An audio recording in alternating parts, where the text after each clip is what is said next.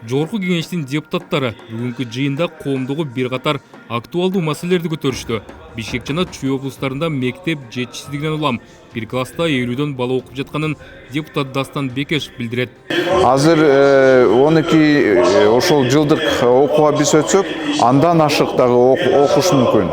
Ошон үчүн мен айтып атам, эмнеге мугалим 20 баланы окутса, ушундай эле каражатты алат, 60 баланы окуткан мугалим ошол эле акчаны алат да. Баалардын жогорулоосу бейтаптарды түйшүккө салды. Бөйрөк оорусунан жабыркап, гемодиализ алгандарга мамлекеттен бөлүнгөн каражаттар жетишсиз болууда. Аны менен катар эмгек маянанын аздыгы дарыгерлердин тартыштыгын күчөттү. Ошол жана жеке клиникага 5500 сомдон которулуп берилет ар бир жаран үчүн. Бул учурунда 5 жыл мурун жогорку кеңештин депутаттары айтып отуруп, жогорулатып көтөрүп бергенбиз, бирок андан кийин инфляция болду. Дары дармекке НДСтердин кирип калган себебинен дарылардын ушул орууга тийиштүү дарылардын да баасы кескин көтөрүлүп кетти да. Дарыгерлердин вакант орундар бошоп атыптыр. Акыркы учурларда жеке клиникаларга көптөгөндөр кетип атат дейт. Ошол эле алыскы, жакынкы чет өлкөгө кетишип атат дейт. Мындай карасаңыз нагрузка абдан көп дейт.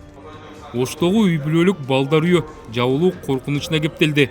Депутат Венера Райымбатчаева бул багытта коңгуроо кагып маселеге шаар бийлигинин көңүлүн бурду. Ушул балдарды жанагы карылардын үйүнө кошуп коелу деп атышат да.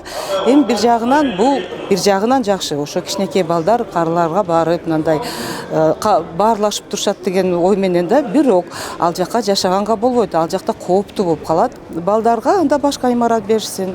Себеби деген ушул балдарга биз азыр шарт түзүп, ушул балдарыбыз дагы мындай социалдаштырып, мындай чоңоюп, үй бүлө куруп, ушундай келечек үчүн биз ушундай шарттарды түзүп атабыз да.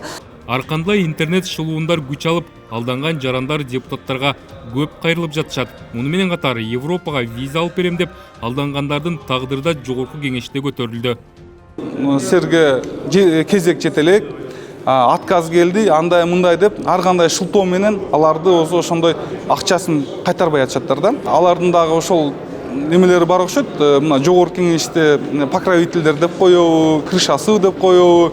Ошол конвенция ошо боюнча жок болду дагы, ал конвенцияны унутка салдык да бизчи. Алдамчы шылуундар боюнча, мисалы могул Лалафого рекламадан көрүп, ар кандай товарларды сатып алуу максатында рекламага чыгарып атышат. Акчасын которгондон кийин жок болуп кетип атышат. Ал эми милицияга арыз жазса, ал жерде милиция арызды жууйга каттап атат. Бирок факты жок.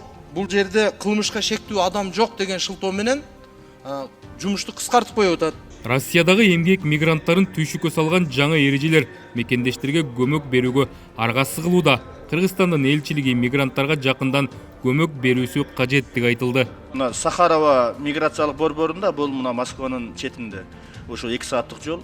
Ошол жерде кар жаап, аба ырайы начар болгондугуна байланыштуу биздин мигранттар барып, ал жерде ошол жерде туруп, анан кийин ал жерде шарттагы жок экен, кыйналып атышат. Кыргыз Республикасынын Тышкы иштер министрлигине тапшырманы катуу берип, Кыргыз Республикасынын элчилигинин Москва шаарындагы консулдук кызматына ишин күчөтүү зарыл болуп атат. Ар жуманын шаршемби күнү өтүүчү жогорку кеңештин жыйынындагы ар түрдүү маселелер саатында эл өкүлдөрү өз аймактарындагы жана өлкөдөгү социалдык экономикалык маселелерге токтолушуп, аткаруу бийлигине бир катар тапшырмалар берилди.